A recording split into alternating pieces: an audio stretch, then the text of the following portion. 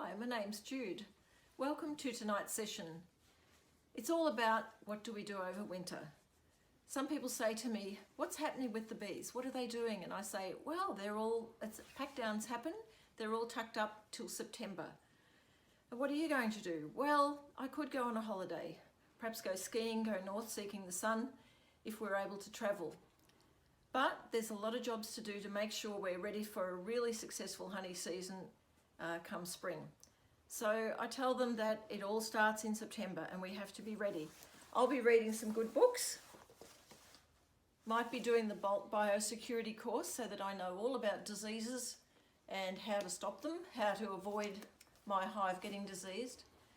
But there's a whole heap of other jobs to do. And two beekeepers tonight have invited us into their workshop to show us what they do. And they've given their time very generously. We have some other ideas for you as well. So let's get started.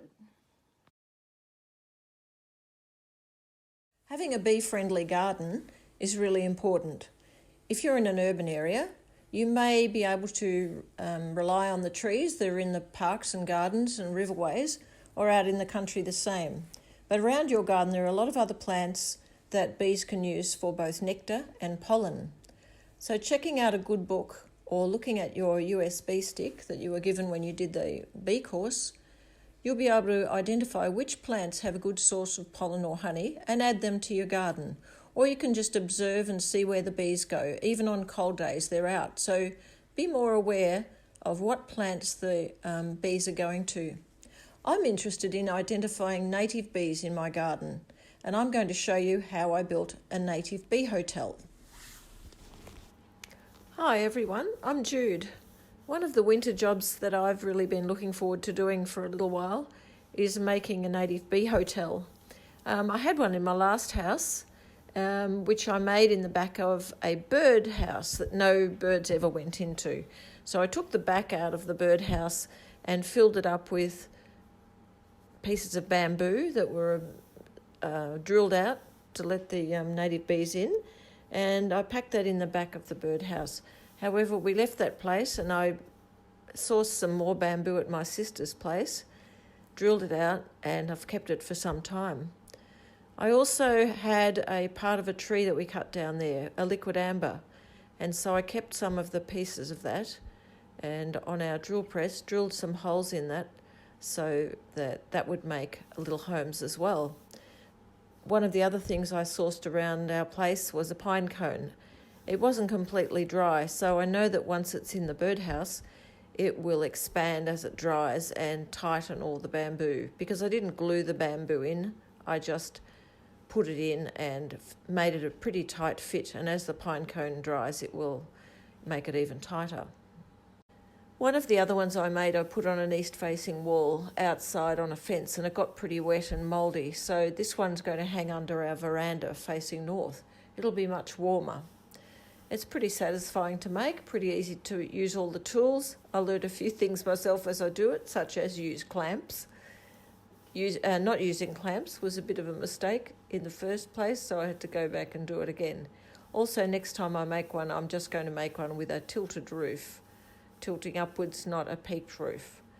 However, that should be pretty good. A couple of pieces of bamboo have already been inhabited by little creatures and sealed up, so I don't know if it's like some sort of mud wasp or something, but it's looking good and I'm pretty happy with it, so that's great. You should try one. Of course, you can put all sorts of things in there, like just tiny little pine cones behind a piece of wire, or you can put an old brick in that's got holes in it, or make a clay brick yourself with holes poked in it with a stick. Anything so that they can shelter, little wasps, native wasps or bees can shelter in there.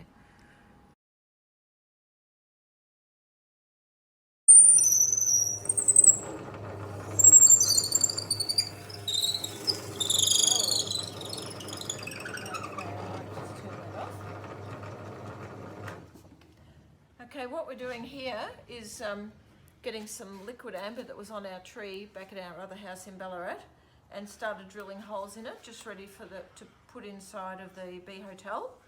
We also have lots of bamboo that I collected at my sister's place And what I did with the drill is just drilled holes in lots of it. There's lots of different sizes, and some of it has even got the nodes not even cleaned out. Here's one, hasn't got the node emptied out, and I believe that if you put those in, the bees will, or wasps will find a way in anyway. And so what I did then is pack this little house that I made out with some of the ones I had from last year. You can see there it had a creature in it. Also put a pine cone up the top because that as it dries it expands and it tightens it up. So that's pretty well packed now. I'm not going to glue it. It'll just stay fairly firm, especially with that pine cone in there. I could put another one in like there, but there's obviously something in there, so I'll just not pack it too tightly. Oh, there's one. There we are. And on the back, I put 2 screws and a piece of wire to hang it from another hook that I put around the front of the house on the north-facing side. So it's packed pretty well, and I think soon I'm not going to paint it because it's going to be undercover. So I think it's pretty well done now. Job done.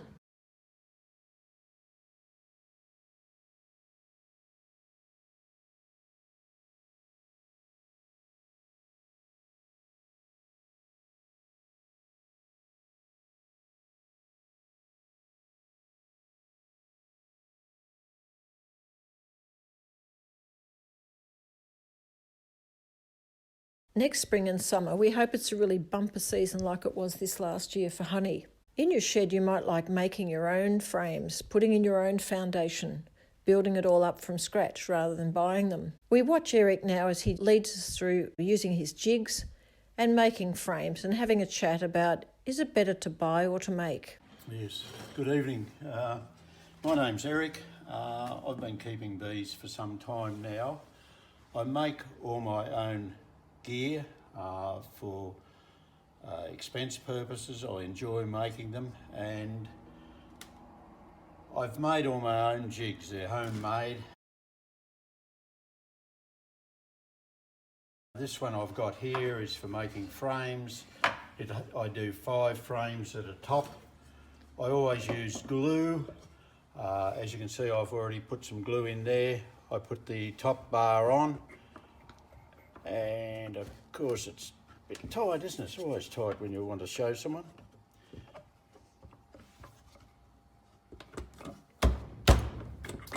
And give it a tap with the hammer. Just a couple of nails.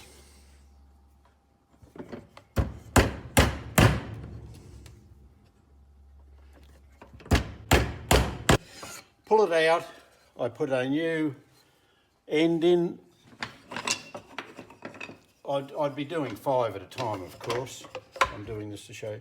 And I do the same over this, again, this side. So I'd end up with a frame like that, all straight, all glued. And it would end, I'd then put the bottom bar in with glue, and I'd end up with something like this. I always glue them, I double nail them. Then before I wire them, I put in grommets.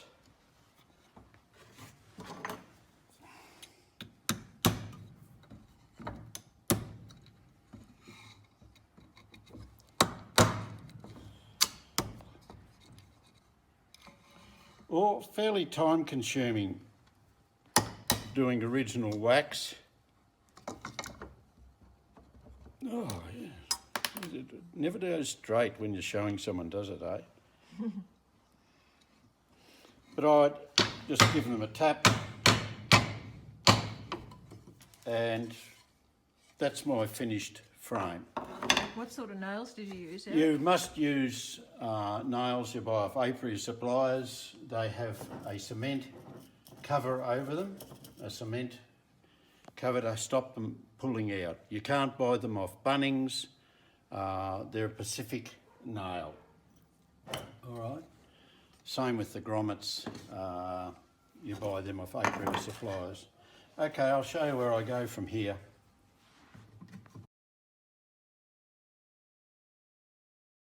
wiring jig I made up.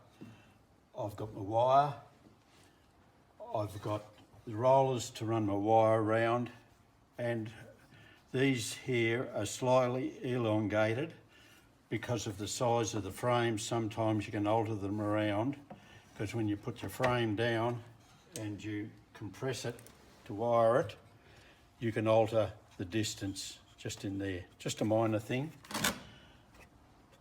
I use 2 nails each end, and I use pliers to stop hammering my fingers, and I'll continue. Put my glasses on so I can see. What gauge wire do you use, Eric? I don't know, to be honest. I brought a whole roll of it once. I got enough to do 1,000 frames. My wallet must have been bigger than my eyes.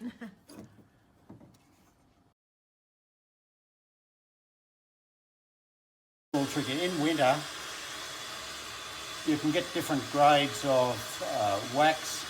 Some sheets are heavier than others, and before I put them in, I just give them a slight wave with the blowtorch, with the hot gun, or whatever you like to call it, air gun, and that's normally enough just to warm the sheet so it's pliable and doesn't split on you, because if they get really cold and rigid, they will split.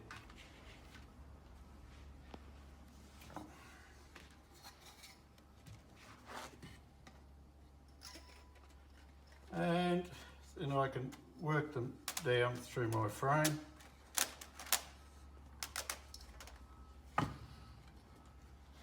Slightly fiddly. Make sure they're in the top groove.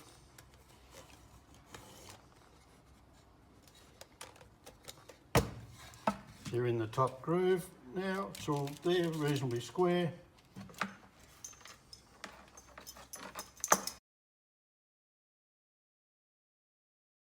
Okay, small battery, place it on the wires, just a touch, that's it. Touch again, that's it. That side, turn it over.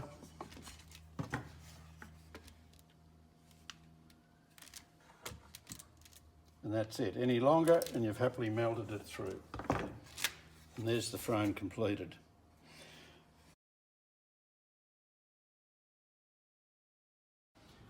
And the thing with the plastics is they're simple. Instead of doing what I did then, you get your plastic, place it in the bottom of your frame, press it straight in. So all that work, which I did before, is when this goes in, is simple. There it is.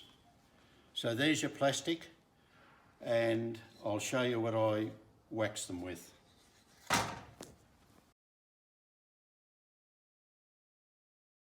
Okay, after I've put the plastic in, I've just got a small little camping stove here, old fry pan, wax, little roller, melt it down, and I just roll the wax over these frames, and that's it, finished. On both sides? On both sides, reasonably thick, covered. I filled all the indentations.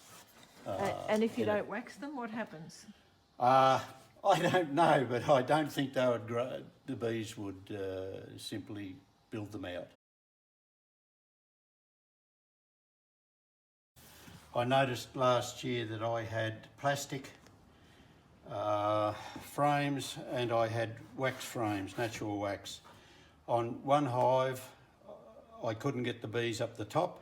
They were packed in the bottom, but I couldn't get them up. There wasn't much nectar around. And another person I had a flow hive and they couldn't get them up the top. And instead of the plastic, we put in the natural frames, and the bees went immediately up the top. But then again, on a full flow, I had one hive that was for a lady I was looking after. We had full plastics in and we had full natural wax ones in, and there was no difference. They built them out on a full flame the same. And in fact, the ones in the plastic grew out actually better. But like I said, if there's a good honey flow, I don't see any difference. And I think for amateurs that go this way, they'll be able to cut the honey off, and the majority of the wax, crush it up and get their honey off. Use the wax to cover over it again, or leave some wax there and put the frame straight back in the hive.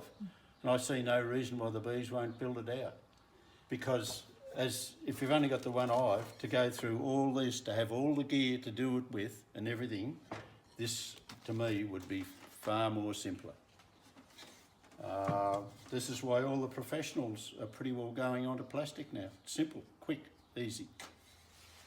So that's my gear. Thanks, Eric. That's all right.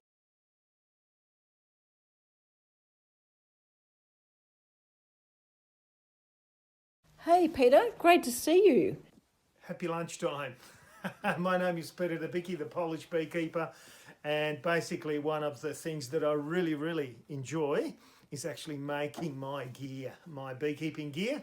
So as you can see here, what we've got is a number of nukes that I've made throughout my around 10 years of beekeeping history.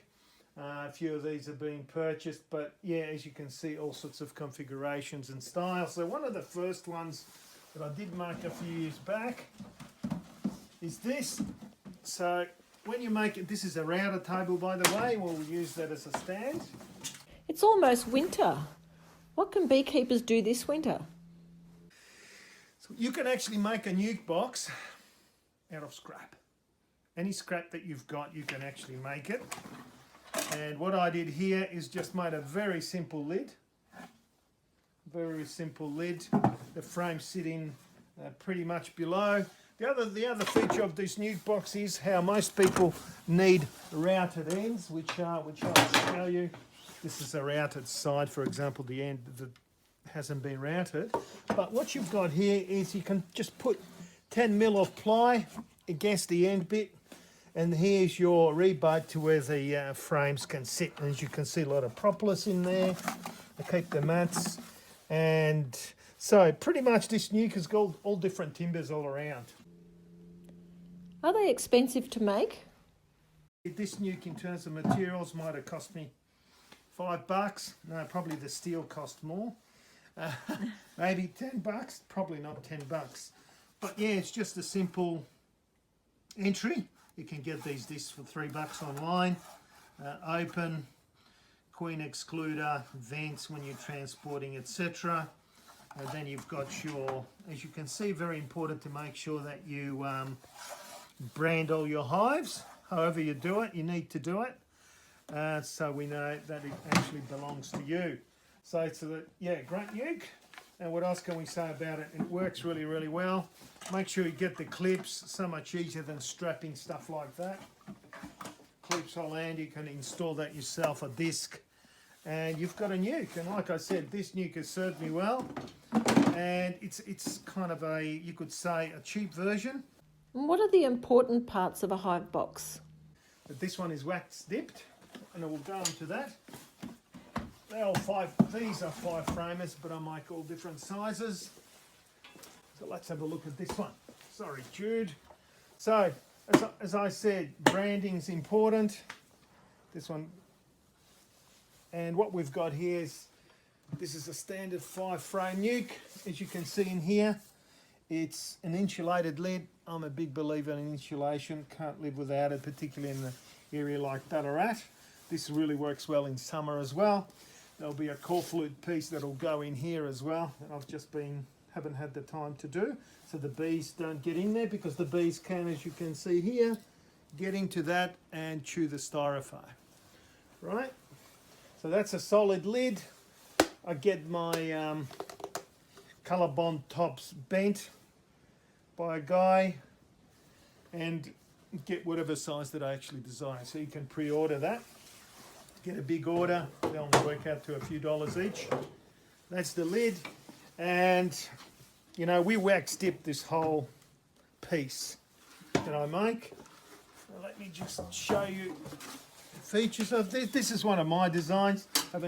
So I basically worked that out myself. You probably won't see another design like that. The back is higher simply because you've got that bit of masonite here, which is also from scraps. You've got the front and you've got the vent at the back. Very important that if you haven't got top vents, you have bottom vents. As you can see, nicely screwed in, and you can see that inside. I'm a big believer in insulation and ventilation. And these bees really take off. 22mm pine, very strong. And you've got the different type of entry. I make these entries myself. And usually nukes only need as much as that to open. But as you can see, it's wax dipped, that a bit of paint's come off here. Because we didn't use oil-based paint for that. Right now we're going to make a quick nuke. Let's make 2 sides of the nuke. It's all pre-measured, preset, pre-jigged. Ready to go, Jude?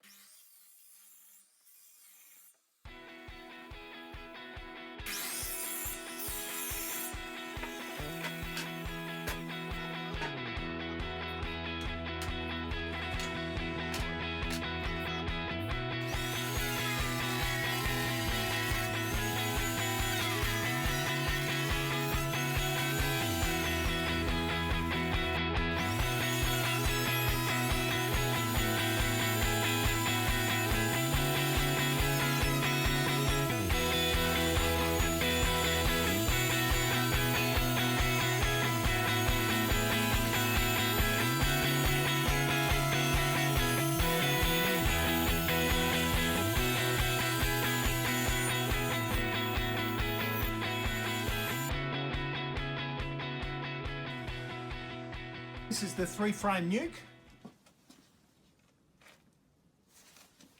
It goes like that. We've just made those parts. And as you can see here, if you come close, the frames will sit in beautifully. 3-frame nuke in there. So what I'm going to do is screw it and glue it. Glue it up. What do you use? Well, you know, your true blue, what do you call it? Liquid nails.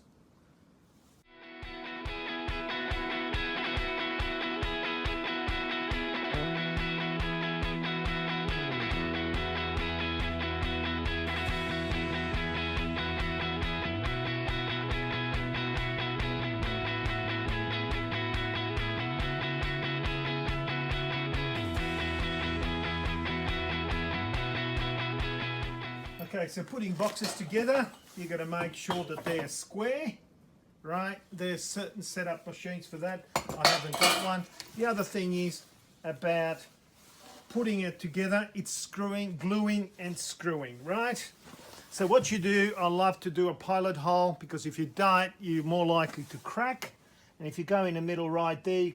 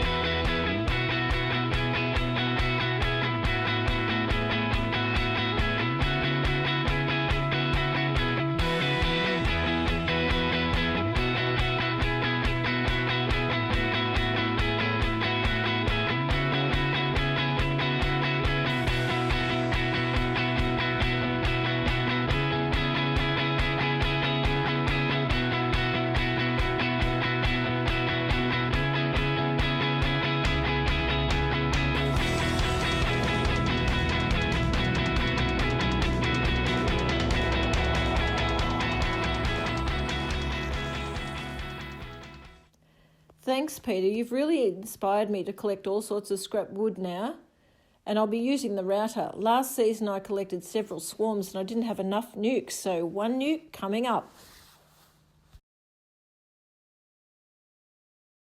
Hi everybody, we're here at Backyard Beekeeping Ballarat. We've been asked to do a really short video on what beekeepers do in winter Well, since June is coming along really fast, this is one of the things that we do during winter. We've got a lot of uncappings that need rendering down for wax. So Scott's going to talk just briefly about how that all happens and a few tips. Hello. We get two sorts of wax out of the hive, really. The first one comes from old frames, such as these guys here. And the second one is from cappings, which we've got down here in the bucket. So the first one will produce a wax that's fairly well refined, but it probably could do with some more of that colour there. And the cappings wax will look like that. That is simply an age issue in the hive. There are some other factors, like the type of pollen they've been collecting, the type of honey they're on, the nectar source they're on, the age of the hive. There's quite a few factors in the colour of the wax. But simply put, you'll get nice dark from brood and nice white from your cappings. So let's just talk about our rough melting down. So we take the cappings out in handfuls like this, and we put it into our double boiler. So this has got a 25 to 30 mil jacket in it, and this one currently is set at 90 degrees, I think, 95 degrees. And this basically goes straight in there with a water mix. And we fill it up, let it melt down.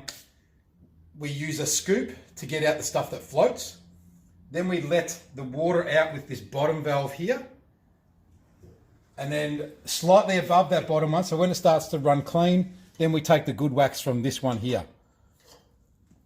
That is then put into a secondary boiler, which is this one just here. And as you can see, I can put my hand on this one. It runs at about 64, 65 degrees Celsius. This is where we really refine our wax. We just let that tick over for weeks. Just the sediment falls to the bottom. We take off the wax from the bottom first. So this bottom valve here. Then we take as you can see, the nice, beautiful white wax from this top one. So this is where the really clean stuff comes from. And then when we've got excess in there, we store it in here. And this is where Amanda does her candle making stuff and whatever. This comes out of there. So you can use frying pans. There's one here, which we use as well sometimes. I don't even know what's in it at the moment, just some old blocks and stuff. We use that also to coat our plastic foundation. All right, so now Amanda's going to have a quick chat to you about basically pouring wax and different uses. And it's Amanda here from Backyard Beekeeping Ballarat again, and I'm just going to really talk about what happens from the process from the second phase of refining into this particular pot here, which many people who may work in catering or the food industry might actually realise is actually it's actually a soup bain-marie, or for casseroles and things like that. Has a magnet on the side. If you've ever been, in your hotel having your buffet breakfast, you might notice like porridge and things in these as well.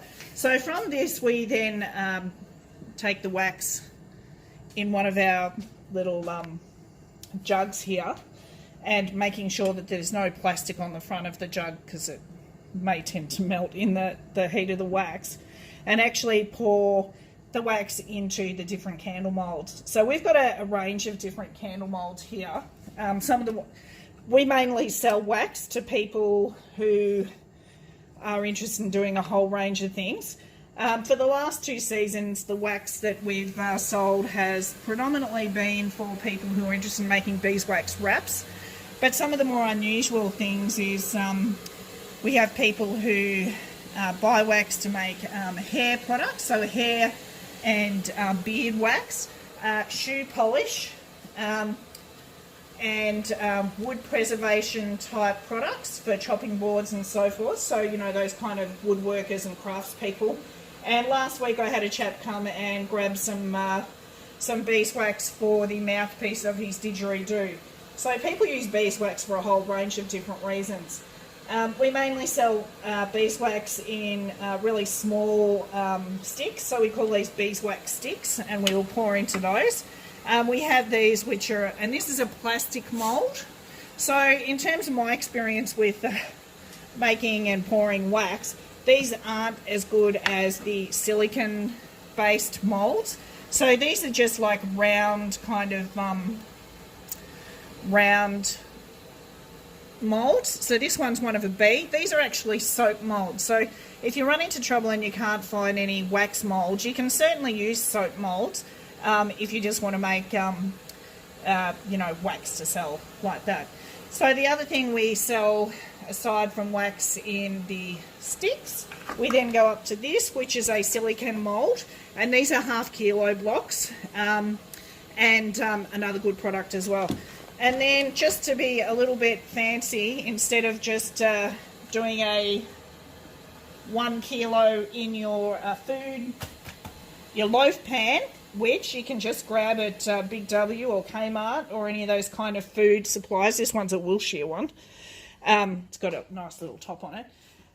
We grabbed these because we knew these particular these pink moulds here actually hold 1 kilo of wax, and we just thought it was a bit flash away, particularly when you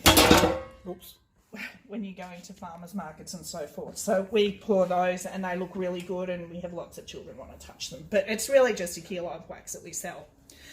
So tea light candles, this is just one of the things that we make for sale. So we use glass rather than plastic because it's a more sustainable product. And I'm just going to pour some of these to show you how I do that. It's just really simple. And for candles, we just use cotton wicks. A tip is make sure that your wicks are always coated in wax first. And we're just exploring a couple of products at the moment, these Japanese teacup candles with some wooden wicks as well. So I'll just pour a couple of these. So it's really, be very gentle with it because you really don't want to get burnt with hot wax. It's not pleasant. It's not really pleasant at all. So just make sure that you pour your wax right up to the very top of the mould because there is a bit of shrinkage with the wax. And also it's really good to have a level bench. This is kind of not a level bench, but anyhow. It's a workbench. Yeah, it's a workbench. So this end of the workshop is really about wax. And the other parts are, effectively more about other parts of our beekeeping. So just leave those. These are the ones that I poured here. They've probably been in the mould for about 20 minutes and they're still quite soft. So leave them. Just another thing is you don't want to rapidly cool the wax because it means that they it actually shrinks away from the side of your mould. So that's probably pretty much all from us here. We've got a shitload of uncappings to render. Buckets and buckets. Yeah, a lot. So we keep those in our cold room. And yeah, until we're ready to render them over winter.